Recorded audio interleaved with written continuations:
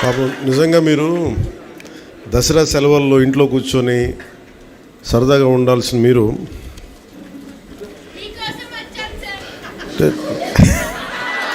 అలాగే అంటే నేను కూడా మీరు వస్తున్నారని మీకోసం వచ్చాను.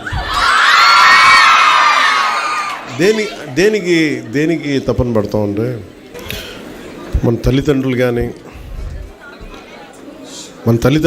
తపన పడితే ఎవరికోసం తపన పడతారు? బిడ్డలు బాగుండాలి తపన పడతారు. ప్రభుత్వాన్ని నడిపే వ్యక్తులు ఎవరైనా సరే, పెద్దలు, వాళ్ళ ప్రభుత్వం ఒక స్థాయికి వచ్చాక అందరూ బాగుండాలని కోరుకుంటాం. అందరిలాగే నేను కూడా నా ఇంట్లో బిడ్డలే బాగుండాలని కాదు, అందరి బిడ్డలు బాగుండాలని కోరుకుంటాను. ఎలా బాగుండాలి? దానికి మీరు పర్యావరణం చాలా కీలకమైనది. నాకు చిన్నప్పుడు ఎలా అనిపించేది అంటే, స్కూల్లో చెట్లు ఉండేవి కదా సరిగ్గా. ఉన్న చెట్లని పిల్లలంతా కొమ్మలుగా కానుగ చెట్లు ఉండేవి. కానుగ చెట్లు ఏమి తొయ్యకపోతే ఏం చేస్తాను, ఇరుస్తూ ఉండేవాళ్ళు కొమ్మలను. ఎందుకు ఇరుస్తున్నా నాకు అర్థమయ్యేది కాదు. నీడనిచ్చే చెట్టుని కాపాడుకోలేకపోతే సమస్య మనకే.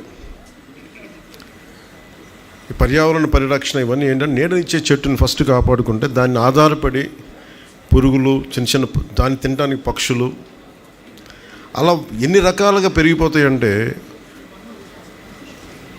ఒక్క చిన్నపాటి వాన చుక్క పడితే దాని చుట్టూ బోళ్ళంత కనిపించని జీవం పెరిగిపోద్ది.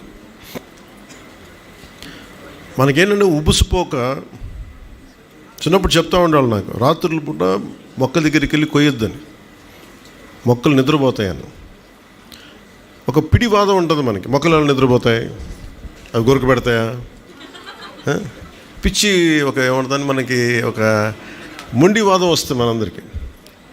అది సైంటిఫిక్గా మనకి జగదీష్ చంద్రబోస్ గారు చెప్పే వరకు మొక్కలకు కూడా ప్రాణం ఉంటుంది, అవి కూడా కోస్తే బాధపడతాయి, అవి కూడా విలవిల్లాడతాయి అని జగదీష్ చంద్రబోస్ గారు చెప్పే వరకు, ల్యాబ్స్లో ప్రూవ్ చేసే వరకు అది మిగతా వాళ్ళకి ఆనందం.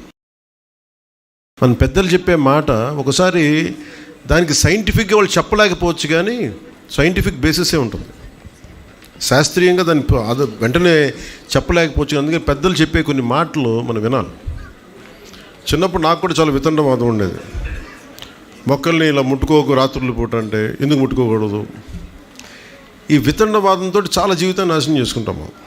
మళ్ళీ మనం పెరిగి పెద్ద జ్ఞానం తెచ్చుకొని ఈ నేర్చుకునేవారు చాలా టైం వేస్ట్ అయిపోతుంది. ఎవరికేం జరగదు, మనకే నష్టం అంతా మనకే. ముఖ్యంగా మీకు మన తల్లిదండ్రులు ఎవరైనా సరే మనకి చదువులు చదివించవచ్చు, డబ్బులు ఇవ్వచ్చు, కానీ మన అందరం ఆధారపడేది నీరు, శుద్ధమైన గాలి, స్వచ్ఛమైన గాలి, కనీసం కలుషితం లేని పరిసరాలు, ఇవి కనీసం మనకి. మీరు ఊహించుకోండి, మీరు అందరూ ప్రపంచవ్యాప్త పెద్దోళ్ళు అయిపోవచ్చు, గొప్పవాళ్ళు అయిపోవచ్చు, కానీ మీరు ఎన్ని గొప్ప కార్యాలు సాధించాలనుకున్నా కానీ ప్రకృతి మటుకు సరిగ్గా లేకపోతే మనం ఏం చేయలేం. సో పర్యావరణం అనేది చాలా కీలకం. అలాంటి పర్యావరణానికి మూలాధారం మనకి కనీసం ఉండే వృక్షాలు, చిన్న మొక్కలు. ఒకసారి నేను ఇప్పుడు సౌత్ ఆఫ్రికాలో ఒక ప్రాంతానికి వెళ్ళినప్పుడు నాతో పాటు వచ్చిన డ్రైవర్ ఎక్కడో ఒక చాలా బీడు భూమి, అంటే అసలు ఎడారంటే ఎడారి, అక్కడ చిన్న ఇంతంత మొక్క తప్ప ఏమి ఉండదు అక్కడ. ఆ డ్రైవర్ ఎలా పడితే అలా పొనిచ్చేస్తుంటే దాన్ని కన్జర్వ్ చేసే ఒక కన్జర్వేషనిస్ట్ ఒక ఆవిడ వెంటనే అలా పోనీకి చెప్పిన దారిలో నిల్లంది. ఈ దారిలో కూడా కొన్ని మొక్కలు ఉన్నాయంటే, ఏ మొక్కలు ఇవేనంటే అన్నాడు, మాకు ఈ ఆఫ్రికా దేశంలో బతికే మొక్క అదే, దాన్ని మేము కాపాడుకోవాలి, ఇష్టపడితే అలా వెళ్ళక మేము అనుకున్నాం, ఇంత దారిలో నిల్లాలి అంటే అంత ఓపిక ఉంటుంది వాళ్ళకి, అంత బాధ్యత ఉంటుంది. మనం ఏమంటే మనకి విలువ లేదు. మనకి చిన్నప్పుడు నేను కొల్లేరు గురించి చదువుకున్నాను. మీరు కొల్లేరు పాట ఉందా ఇప్పుడు? మనకి కొంగలు వస్తాయి, ఉన్నాయా మనకి కొల్లేరులో? కానీ నిజంగా కొల్లేరు ఇప్పుడు అంత ఉంటుందో తెలియదు మనకి. చూస్తుండగా తాగే నీళ్లు పాడైపోతున్నాయి, బాటిల్ వాటర్ వచ్చేస్తుంది, చేతుల్లో మనం చంపేసుకుంటున్నాం. ఈ తపన అటవీ శాఖ మన ఉన్నతాధికారులు కానీ మంత్రిత్వ శాఖ కానీ ఎందుకు తపన పడుతున్నారు అంటే భవిష్యత్తులో పిల్లలకి ఏది ఇవ్వకపోతే మనం కూర్చొని మనం ఏం చేస్తున్నట్టు మనం ఒక్కరిని బతికేస్తే సరిపోద్దా? నా వయసున్న వాళ్ళు ఒకడు బతికితే సరిపోద్దా? నేనంతా నాశనం చేసేసి వెళ్ళిపోతే సరిపోద్దా? అందుకని ప్రతి ఒక్కరు ప్రపంచం బాధ్యత తీసుకొని మనందరికీ ఇలాంటి దినాలను పెట్టింది మనం రక్షించుకోవడానికి. నాకు పర్యావరణం మీద అపరిమితమైన ప్రేమ. ఎందుకంటే అది వేల కోట్లు ఉండొచ్చు కాక, గొప్ప గొప్ప పదవులు ఉండొచ్చు కాక, కానీ పదవులు కూడా ఏమీ చేయలేవు, ప్రకృతిని సృష్టించలేవు. డబ్బు నోట్లు ముద్రించగలమేమో కానీ ఒక చెట్టుని చేత్తో సృష్టించలేము. ఆ విలువ మనకే తెలియాలి. అలాగే ఒక జీవం చంపేయడం అనక, ఒక చిన్నపాటి మన ఇంట్లో పెంచుకుని ఒక చిన్న కోడి గుడ్డు పెడితే మా చిన్నప్పుడు ఎలా ఉండేదంటే అది ఎలా పొదుగుద్ది, ఎలా అది గుడ్డు మనకి పొదిగే పిల్ల అవుద్ది, ఒక అమేజింగ్ ఉండేది. ఒక ఒక అద్భుతంలాగా మీరు ఊహించుకోండి. ఇవన్నీ అద్భుతాలంటే పెద్ద పెద్దవి కాదు, చాలా చిన్నవి మనం చూడగలిగితే. ఒక చిన్నపాటి గొంగళి పురుగు సీతాకోకచిలుక ఎప్పుడైపోతాం, అది ప్యూపా షేప్లోకి వెళ్ళిపోయి అది ఎప్పుడు దాని నుంచి అది బటర్ఫ్లై వస్తుందో, ఆ సీతాకోకచిలుక వస్తాం. సీతాకోకచిలుక రంగులు, ఇక్కడున్న ఈ మొక్కలు, ఏ పెయింటర్ వేయగలడు ఇక్కడ, ఏ రవివర్మ వేయగలడు ఈ పూల తాలూకు రంగులు. మీరు ఇది సహజంగా ప్రకృతి మనకు అందిస్తుంది. దాన్ని మనం చేయాల్సింది ఏం చేయగల, రక్షించుకోవడమే. భూమిని రక్షించుకోవడం కాదు, మనకి ఏం జరగకుండా మనల్ని మనం రక్షించుకోవడం. అలాగే ఉదాహరణకి మీరు టైగర్ రిజర్వ్ ఉంది మనకి, Nagarjunasagar tiger reserve. Nagarjunasagar tiger రిజర్వ్ని ఉంచుకోవడం అంటే అదేదో టైగర్ కోసమని కాదు, టైగర్ని ఏదైతే కీలకమైన జంతువు ఉందో అక్కడ దాన్ని కాపాడుకుంటే దానికి సంబంధించిన ఆ ప్రాంతం అంతా కూడా మొక్కలు కానీ వృక్షాలు, దాని ఆధార చిన్న చిన్న జంతువులు అన్నింటిలో ప్రకృతిలో ఒక సమతుల్యత ఉంటుంది. ఇష్టారాజ్యంగా ఉన్న ఉట్టి పుణ్యాన్ని నరికేరు. ఉత్తి పుణ్యాన్ని పులి మనుషుల్లాగా ఆకలిస్తే, ఆకలి ఉన్నా లేకపోయినా చంపేది. దాన్ని ఆకలిస్తే ఎంత కావాలో అంతే తీసుకుంటాం. అది మృగం తాలూకు ధర్మం. కానీ మన అందరికీ ఏంటి, అవసరం ఉన్నా లేకపోయినా, ఇప్పుడు మేమేం చేసి చిన్నప్పుడు అవసరం ఉన్నా నేను నేర్చుకున్నా, అవసరం ఉన్నా లేకపోయినా ఈ మొక్కలు అంటే పీకుతాం. ఎందుకు పీకుతాం మనకే తెలియదు. అంటే అంత అనాలోచితంగా బతుకుతాం మనం, ఆలోచన లేకుండా బతుకుతాం. ఈ బాధ్యత మనం తెలుసుకొని మా తపనల్లా నేను ప్రభుత్వంలో ఉండొచ్చు ఉండకపోవచ్చు ఇవన్నీ ఇష్యూస్ కాదు. ప్రకృతిని కాపాడుకోకపోతే మనం బతకలేము. మంచినీరు లేకపోతే మనం బతకలేము. నేనేమనుకుంటానంటే చాలాసార్లు ఒకరోజు మన స్నానానికి బాత్రూంలో నీళ్ళు లేకపోతే ఎంత విలువెల్లాడిపోతాం. ఎండల్లో చాలామంది, నేను స్కూల్లో చదువుకున్నప్పుడు కొమ్మలు ఇరిచేస్తూ ఉండేవాళ్ళు ఉత్తి పుణ్యానికి. పళ్ళు దొంగకడానికి చెప్పి కానుక పుల్లని ఇరిచేసేవాళ్ళు. ఆ చెట్లో పెట్టింది కానుక పుల్లు పళ్ళు దొంగకడానికి కాదురా బాబు, అది నీడనివ్వడానికి, పిల్లలు ఆడుకునే అని చెప్తే ఎవరికి అర్థమయ్యేది కాదు. సమ్మర్కి వచ్చేటప్పటికి వేసవి కాలం మాకు ఎలా ఉండేదంటే ఎక్కడైనా సరే ఇంతపాటి ఆకు దొరికితే దానికి ఉన్నామన్నంత చిన్నపాటి చెట్టు నీడ ఉండేవి కావు. చేతుల బాధ్యత లేకుండా మనందరం చిన్నపిల్లలు అవ్వచ్చు, ఎవరైనా కావచ్చు, అది అలవాటు అయిపోయింది మనకి.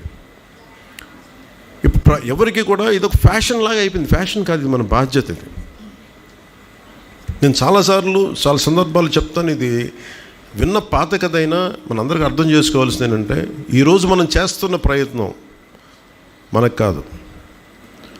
ఎప్పుడో ఒక ముసలతను, ఒక రాజు వెళ్తున్న సమయంలో వేట నుంచి రాజు తిరిగి వస్తుంటే అతను ఒక మనవణ్ణి పెట్టుకొని, ఆ వయసు ఉన్న అబ్బాయి అంత మనవణ్ణి పక్కన పెట్టుకొని అతను గొయ్యి తీసి తినేసిన మామిడి టెంకని నాటుతూ ఉంటాడు. రాజు తాలూకు సైన్యాధిపతి, మంత్రి అందరూ అపహాస్యం చేస్తారు. నీకు ఎంత ఆశ చెప్పు, నీకు ఎంతకాలం బతికుందాం అన్నాడు. నా కోసం చేయట్లేదు, నా మనవడి తరం కోసం చేస్తున్నాను అని. అప్పుడు వాడికి భవిష్యత్తును ఆలోచించి చేస్తున్నాను అనేది. అలాగే మనం ఏమి చేసినా ఈ వేదిక పైన ఉన్న చిరంజీవి చౌదరి గారు కానీ, PCCF head of forest department కానీ, ఫోర్స్ కానీ, శ్రీ AK నాయక్ గారు కానీ, RP ఖజూరియా గారు కానీ, సుమన్ గారు కానీ, శ్రీధర్ గారు కానీ, రేవతి గారు కానీ, రాహుల్ పాండే గారు కానీ, శాంతిప్రియ పాండే గారు కానీ, విజయ్ కుమార్ గారు కానీ, శ్రీ బిఏవి కృష్ణమూర్తి గారు కానీ, మిగతా ఉన్న ఫారెస్ట్ డిపార్ట్మెంట్ సభ్యులందరూ, ఎన్జిఓస్, పార్ట్నర్సు, శ్రీమతి ధరణి, శ్రీ కేఎల్ఎన్ మూర్తి, శ్రీ రాకేష్ కలువ, ఇక్కడున్న మీ టీచర్స్ కానీ, ఇక్కడున్న మీరందరూ కూడా మన ప్రయత్నం వల్ల భవిష్యత్తుకి బాగుండాలి అని, పిల్లలు బాగుండాలి అని, దానికోసం ఈ ప్రయత్నం అంతా. సరదా ఉండాలి, అన్నీ చేయాలి, కానీ మన పర్యావరణాన్ని మనం పరిరక్షించుకోవాలి. ఎలా పరిరక్షించుకుంటామని మీరు ఎక్కడికి వెళ్ళిపోకర్లా. ప్లాస్టిక్ని ఎంత తగ్గిద్దాం, ప్లాస్టిక్కి పర్యావరణంలో పాడు చేయని పదార్థాలు ఏముంటాయి, ఇది మనందరం నేర్చుకోవాలి. ఫస్ట్ ముందు మనం ఒకసారి, నా ఇంట్లో నేను ఎప్పుడైనా సరే ఏదైనా పెడితే నా ఇంట్లో నా పిల్లలు నేర్పిస్తారు నాకు ఆ ప్లాస్టిక్ అది వాడకని. అలా మీరు మాకు నేర్పించాలి. ఎందుకంటే మీరు చెప్పాల్సింది మా భవిష్యత్తు, మీరు పాడు చేయని పెద్దలకి మీరు చెప్పాల్సిన అవసరం ఉంది. చిన్నపిల్లలు పిల్లల వాక్కు దైవ వాక్తో సమానం అంటారు. మీరు ఒకసారి పెద్దలు తప్పు చేస్తే మీరు సరిచేయాలి. అందుకని నేను పిల్లల మాట చాలా చాలా వింటాను. ఎందుకంటే మీకోసమే పెద్దలు ఎవరైనా చేయాల్సింది. నాలాంటి వాళ్ళు కానీ, ఇక్కడ వేదిక పైన ఉన్నవారు కావచ్చు, రాష్ట్రాన్ని దేశాన్ని నడిపేవాళ్ళు, ప్రపంచాన్ని నడిపేవాళ్ళు ఎవరైనా కావచ్చు. అలాగే మనకున్న ఎన్జిఓస్, ఇప్పుడు నేను ఇందాక ఆలివరీ టర్టిల్ని చూస్తూ ఉంటే, ఆలివరీ టర్టిలే కదా, మన రాష్ట్రంలో 974 కిలోమీటర్ల కోస్తా తీరం ఉంది. ఎన్ని జీవరాశులు ఉన్నాయో, ఒక్కొక్క జీవరాశిని రక్షించాలి అంటే అవి మనకు సహాయం చేస్తాయి, అవి బతుకుతూ మనకు సహాయం చేస్తాయి. అలాంటి జీవరాశులు నిర్దాక్షిణ్యంగా చెప్పాను ఇందాక, పులి ఆకలేస్తే తింటుంది. ఒక తిమింగలం దానికి ఆకలేసినంత తిని మళ్ళీ కాము కూర్చుంటుంది. మనకు ఉన్న అవసరం ఉన్నా లేకపోయినా కొంచెం ఎగ్జాటిక్గా అని చెప్పి దాని మాంసం బాగుంటుంది, దీని మాంసం బాగుంటుంది, తాబేలు మాంసాలు బాగుంటాయి, అడ్డగోలుగా వేటలు చేసి వన్య సంపదని మనిషి మన మన యానిమల్ని, మెరైన్ యానిమల్స్ని చంపేయటం కానీ ఇవన్నీ ఎక్కువైపోయినాయి. అక్కడ పాంగోలిన్ అని ఒక జంతువు ఉంటుంది.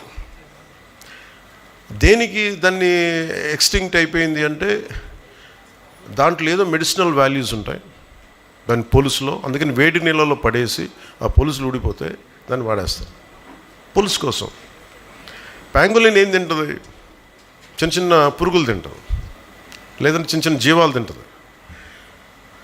నేను చాలా కాలం ఇవన్నీ ఏమనుకున్నాను అంటే ఇవి మంచివి చేస్తాయేమో అని అనుకున్నాను. కానీ మనకు అర్థమైంది, ఏదైనా సరే మొక్కల రూపంలో ఉంటాయి. అన్ని ఔషధాలు మొక్కల రూపంలోనే ఉంటాయి.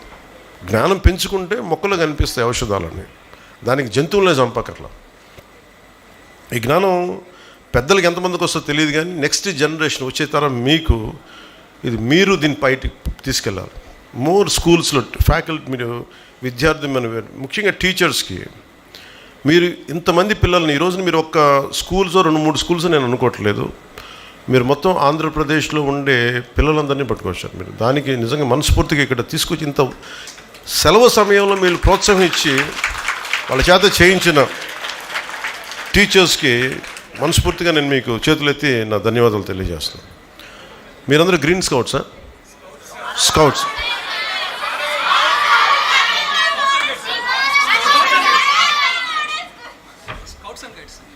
Scouts and guides.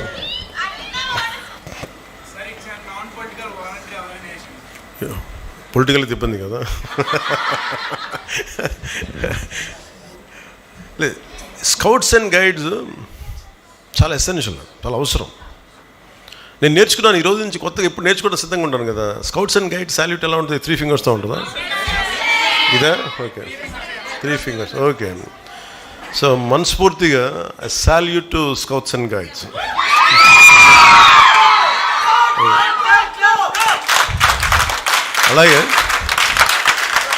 అలాగే మా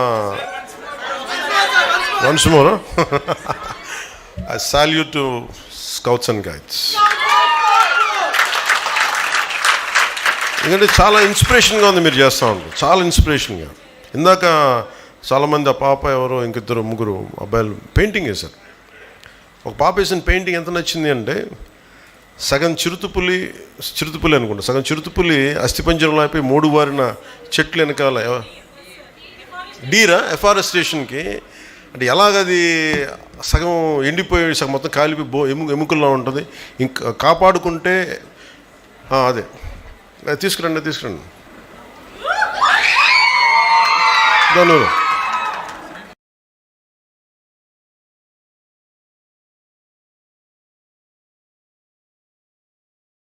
దమ్మా.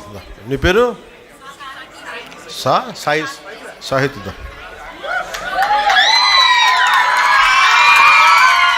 నాకు మీ ఫాదరా రండి తీసుకుని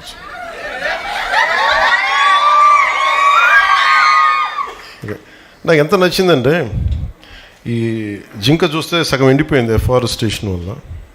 అదే పచ్చగా ఉండి ఎంతో కళకళలాడుతుంటాయి అనేది చూపించడం మనస్ఫూర్తిగా ఇది ఎంత అద్భుతం కదా. ఇది ఈ రోజున సాహితీ కానీ ఇక్కడున్న చిన్నపిల్లలు కానీ అందరూ కూడా మీరు ఈరోజు చేసింది చాలా సామాన్యమైన విషయం కాదు. ఇది చూడటానికి ఏదో పెయింటింగు ప్రైజ్ కాదు, దీనికంటే చాలా లోతైంది. Thank you.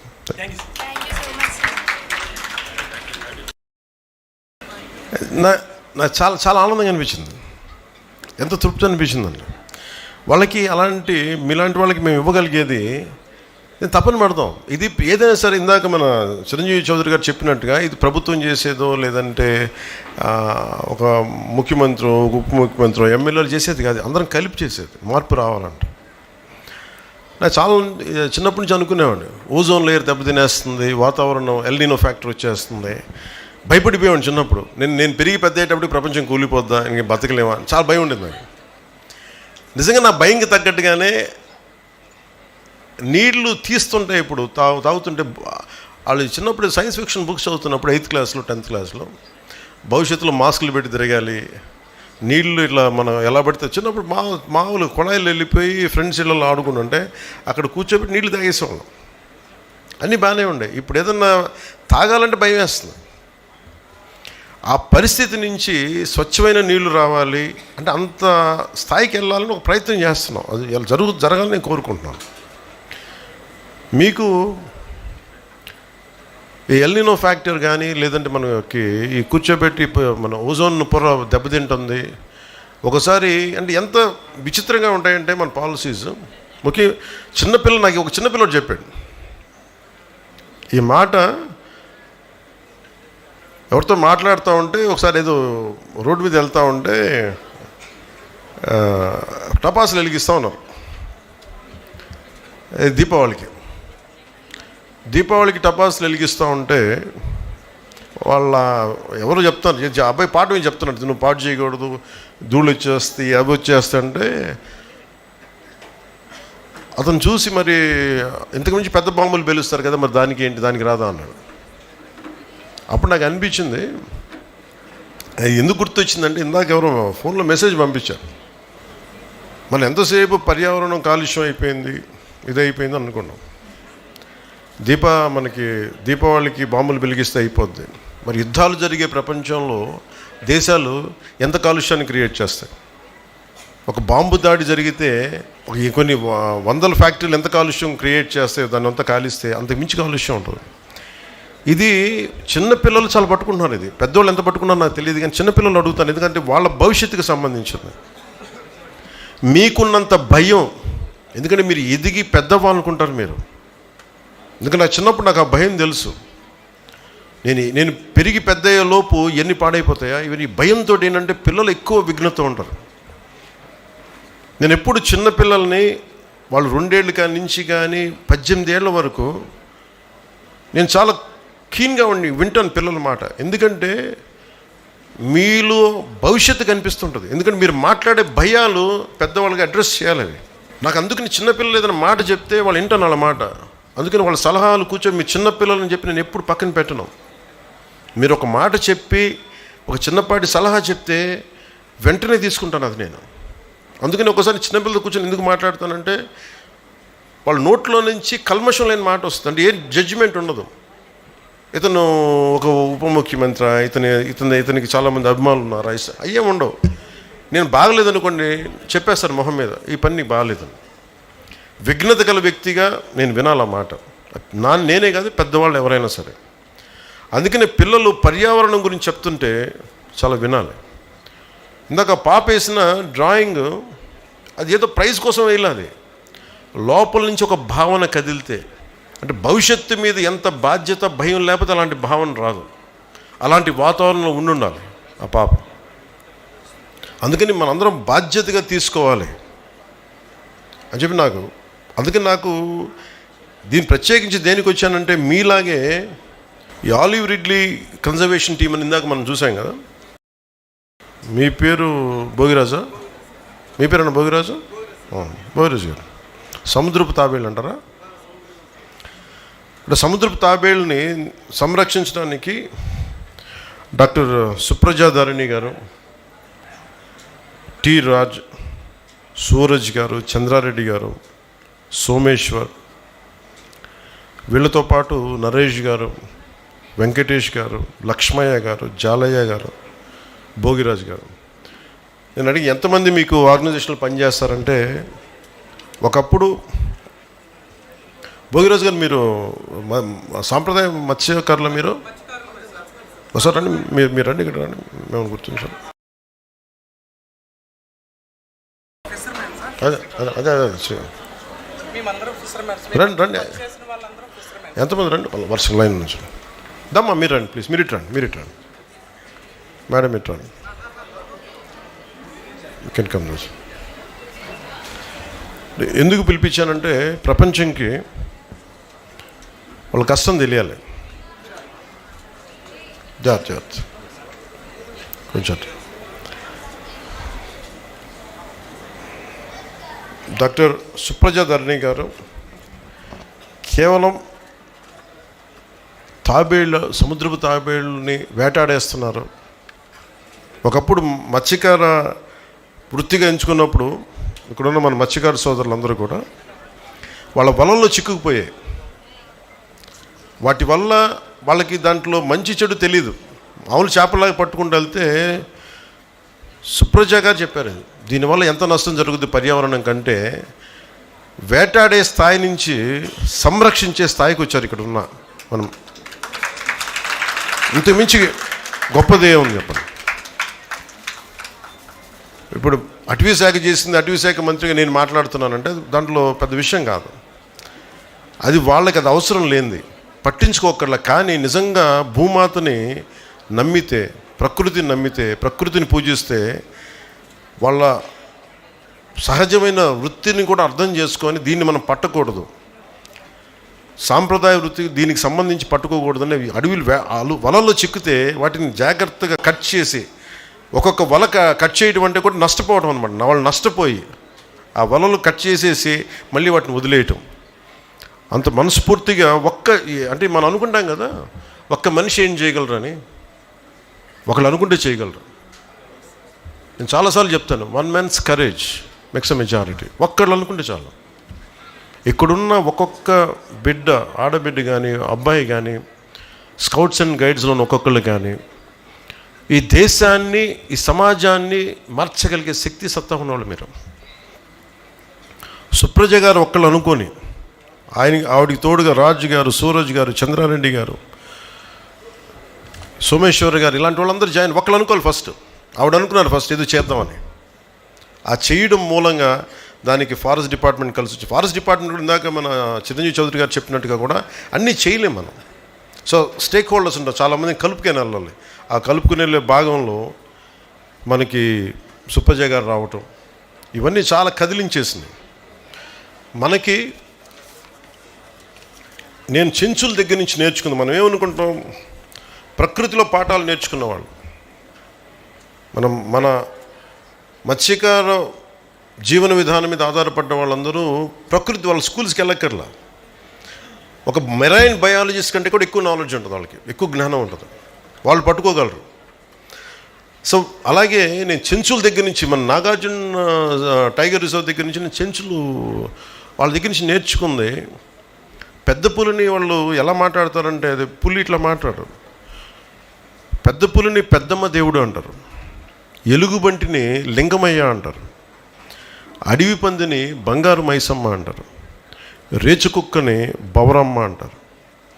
అంటే ఇది మన జీవన విధానానికి అంత లోపలికి వెళ్ళిపోయింది.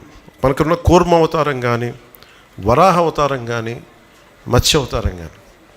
అంటే ఇది మన సాంప్రదాయంలో భాగం. మనకి పర్యావరణ పరిరక్షణ, వసుదైక కుటుంబం అంటే కేవలం మన ఒక్కరి కోసమే కాదు, మానవుల కోసం ఒక్కడికే కాదు, కొన్ని కోట్లాది జీవరాశుల్లో మనం ఒకళ్ళం. Maybe we are dominant species.